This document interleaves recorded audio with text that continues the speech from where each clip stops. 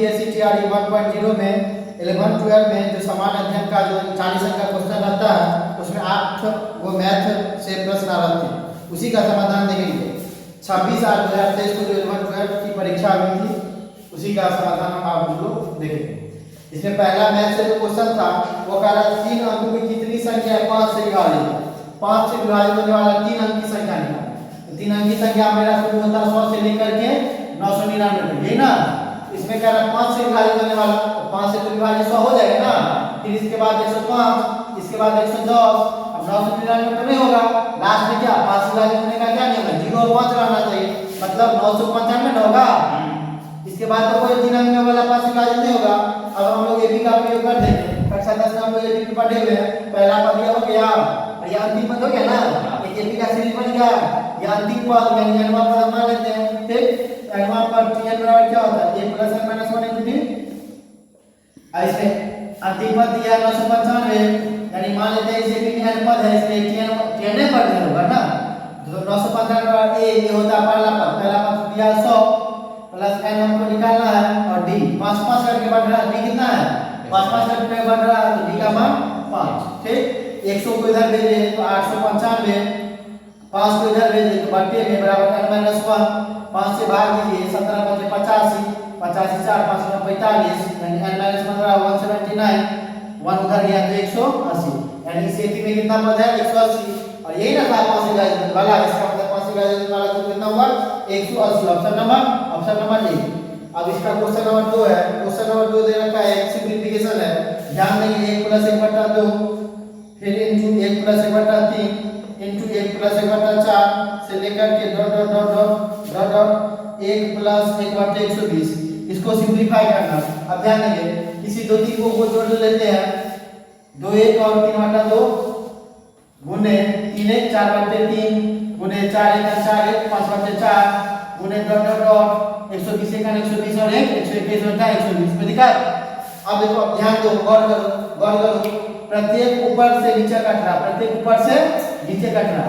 इसका मतलब आगे जो भी होगा ना इस पास से ही कटेगा, यहाँ कुछ यहाँ जो होगा उसे ही कटेगा, तो केवल ऊपर का मतलब बच गया, इसका ऊपर का इसका नीचे का, यानी 121/2 यानी दूसरा के 12 0 2 7.5 उत्तर। अब क्वेश्चन नंबर 3 जो है, क्वेश्चन नंबर 3 आपका कह रहा है दूरी से आधारित है, समय दूरी पे आधारित क्वेश्चन है। दिल्ली से आगरा के बीच की दूरी 200 किलोमीटर दे रखा, ये दिल्ली ये आगरा इसके बीच का किलोमीटर 200 किलोमीटर के बीच की दूरी दे रखी है। अब कह रहा है मान लीजिए आप दिल्ली से आगरा कार द्वारा जाते हैं और 120 किलोमीटर की औसत गति से 90 किलोमीटर प्रति घंटा और बाकी की दूरी 40 किलोमीटर प्रति घंटा से चलते हैं, तो आगरा तक पहुंचने में आपको कितना समय लगेगा? यानी इस दूरी को दो भाग में बांटना है, दो भाग में बांट करके चलना है। पहला 120 किलोमीटर चल रहा है, 120 किलोमीटर चल रहा है, कितना इसके पीछे 120 किलोमीटर चल रहा है 90 किलोमीटर पर आवर से, ठीक, और 90 किलोमीटर पर आवर से, तो टोटल 200 में से 120 चल गया तो बचा कितना 80 ना। अब 80 किलोमीटर जो चलेगा 80 किलोमीटर को चलने का 40 किलोमीटर प्रति आवर से चलेगा, ठीक।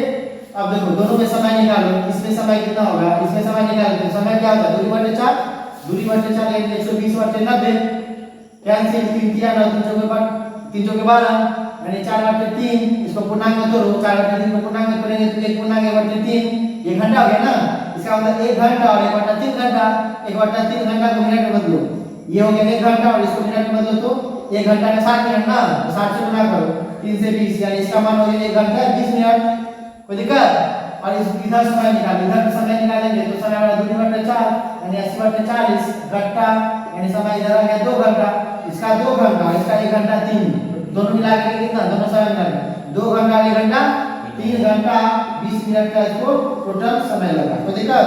क्वेश्चन नंबर 4, इसका क्वेश्चन नंबर 4 आप ध्यान देंगे। क्वेश्चन नंबर 4 का रहा विक्रय मूल्य पर 10% की हानि, लागत मूल्य पर कितने प्रतिशत हानि होगी? विक्रय मूल्य पर हानि बोल रहा, विक्रय मूल्य पर हानि जनरली हम लोग लाभ हानि किसमें निकालते हैं, लाभ हानि हम लोग विक्रय मूल्य पे निकालते हैं, लेकिन यहाँ कह विक्रय मूल्य पे, तो मान लेते हैं विक्रय मूल्य की सेलिंग प्राइस है, ठीक, एसपी विक्रय मूल्य को हम मान लेते हैं 100 रुपए। कोई दिक्कत?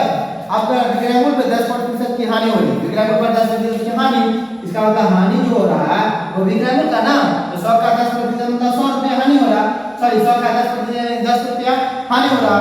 अब सोचो, अब फिर सोचो, अगर हम 100 रुपये में सामान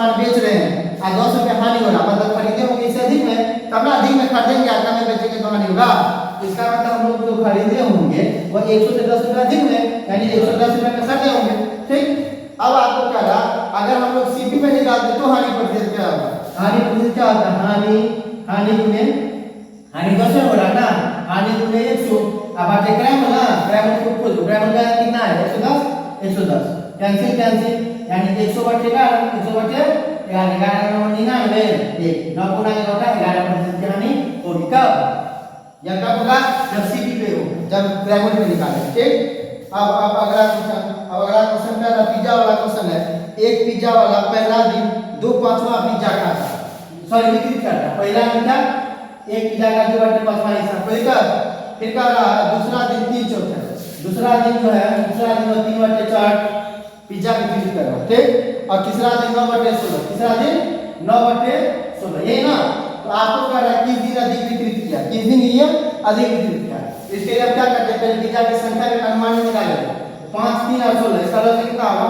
5 3 और 16 16 5 80, 16 5 80, सभी को 80 से गुना करेंगे। 80 से गुना करेंगे तो 5 से 16 16 गुना 32, संख्या है 32 मान लिए। 4 को अगर 100 ये 4 को अगर हम लोग 80 से गुना करते हैं, 4 से 20 20 या 60 पिज्जा। इसको अगर हम लोग 80 से गुना करते हैं तो 16 5 80 9 5 45, यानी पहला दिन 32, दूसरा दिन 60, तीसरा दिन 45 पिज्जा। तो क्वेश्चन कर रहा है किस दिन अधिक पिज्जा बेचा, किस दिन स्पष्ट है। दूसरा दिन ना, पहला दिन 32, दूसरा दिन 60, तो सबसे अधिक दूसरा दिन। तो लिखेंगे सेकंड डे जो है वो सबसे अधिक पिज्जा बेचा। कोई दिक्कत? अब अगला क्वेश्चन है क्वेश्चन नंबर 6। क्वेश्चन नंबर 6 ध्यान देंगे। क्वेश्चन 6 कर रहा है 18 मीटर लंबा एक कमरा का लंबाई दिया 18 मीटर। ठीक, फिर 75 सेंटीमीटर चौड़ा का गलीचा उपयोग करके गलीचा बिछाने की लागत 4.5 रुपए प्रति मीटर की दर से 810 रुपये, 4.5 रुपये प्रति मीटर की दर से कितना खर्चा होगा? 810 रुपये। ठीक, इसका मतलब कितना काम हुआ वो निकालेंगे। काम हुआ होगा 810 बटे 4.5 रुपया। ठीक, दशमलव हुआ तो 2 0 कैंसिल, 5 से 5 9 45, 9 से काट 9 5 45, 9 9 81 2 0। ठीक, फिर 5 से 18 95 1 0, यानी 180 मीटर का काम 180 मीटर का काम है इसको 180 मीटर का काम इसको कराना है। ठीक, अब क्वेश्चन कर रहा है 18 मीटर लंबा एक कमरे में, इसका तो चौड़ाई ना दिया है, चौड़ाई मान लेते हैं हम x, चौड़ाई मान लेते हैं हम x, मान लेते हैं 18 गुने x। ठीक, और ये 180 मीटर लंबा, गलीचा का डायमेंशन क्या दे रखा? गलीचा दिया हुआ आपको 75 सेंटीमीटर चौड़ा, यानी ये लंबा हो गया 180 मीटर लंबा हो गया, 180 मीटर लंबा हो गया। ठीक, और चौड़ाई दिया 75 सेंटीमीटर। सेंटीमीटर ध्यान दो, सेंटीमीटर को मीटर में बदलने के लिए क्या करेंगे? 100 से भागा, तो 25 दिया 75, 25 का 100। कोई दिक्कत? अब ध्यान दो, 4 से 45 बार में काट दिए, 4 से 45 से 100 छिलेगा। अब 9 से काट, 9 दूना 18, 9 5 45। कोई दिक्कत? इसका मतलब 2x से गुना किया तो 2x और 5 दिया 15, x और 15 बटा 2 यानी 7.5 मीटर उत्तर। कोई दिक्कत? हाँ, अब सभी इसका स्क्रीनशॉट ले लेंगे। अब कितना नंबर क्वेश्चन ले हैं? 6 नंबर है ना, यानी 2 क्वेश्चन और मेरा बचा हुआ है। स्क्रीनशॉट पहले सर याद नहीं लेंगे इस पूरे का। तो दिया अब क्वेश्चन नंबर 7 समय का अंतर भारत है। कहा 2 आदमी ए और बी मिलकर किसी काम को 15 दिन में करता है। ठीक, फिर यदि वे एक साथ काम करते हैं तो 15 दिन लगता है। यदि ए अकेला काम करता है तो बी ए अकेला काम को 20 दिन में और दोनों मिल करके 15 दिन में। तो कहा बी अकेला कितना दिन? ये क्वेश्चन है। ठीक, तो हमने समय काम में सिखाया हुआ है कि समय 2 आदमी का योगफल दिया है और एक का दिया दूसरा का निकालने के लिए समय का गुणनफल बटे समय का अंतर है, बटे समय का अंतर। ठीक, समय का अंतर लेना है। दोनों समय दिया हुआ 15 गुने 20, तो 15 गुने 20 और दोनों में अंतर कितना? 5, तो 5 किया 15 यानी 20 किया 60 गुना। क्वेश्चन नंबर 8 में देखेंगे। लास्ट क्वेश्चन है, यदि भिन्न के अंश और हर का योग 11 है, अंश प्लस हर दिया है 11, तो अंश को मान लेते हैं x, हर को y में मान लेते हैं y। इसका मतलब दोनों का योग है 11। अब अगर अंश में 1 जोड़ दे तो अंश हो जाएगा x + 1। अगर हर में 2 घटा दे तो हर हो जाएगा y - 2। तो कहा भिन्न जो है वो 2/3 हो जाता है, 2/3 3 हो जाता है। ठीक, तो अब हम इसको सॉल्व करते हैं। क्रॉस मल्टीप्लाई करो तो 3x प्लस 3 बराबर 2y घटे 4। कोई दिक्कत? आप इसको उधर इसको इधर 3x घटे 2y बराबर -4 और -3 -7 हो गया -7। दूसरा समीकरण बना देंगे, दोनों समीकरण को सॉल्व कर लेंगे, दोनों समीकरण को सॉल्व कर लेंगे। वैसे हम इसको ऑप्शन से भी बना सकते हैं। ध्यान दो, ऑप्शन पहला नंबर जो ऑप्शन है वो 5/6 है। 5/6 कह रहा है दोनों का योगफल 11 है, दोनों का योगफल 11 है। फिर क्वेश्चन क्या कर रहा था, पहला में 1 जोड़ दे, इसमें अगर 1 जोड़ दे और दूसरा में 2 घटा दे, दूसरा में 2 घटा दे, 5 में जोड़ेंगे 6, ऐसे 2 घटाएंगे तो 4, 2 दिया 6, 2 गुना 4, 3 बटा 2। लेकिन क्वेश्चन कह रहा था 2 बटा 2, क्वेश्चन क्या कह रहा है 2 बटा 3 है, नहीं ना आया 3 बटे 2 आया, पहला नंबर ऑप्शन नहीं होगा। फिर दूसरा नंबर ऑप्शन है 6/5, कह रहा दोनों का योगफल 11, दोनों का योगफल 11 है, 6 5 11 है।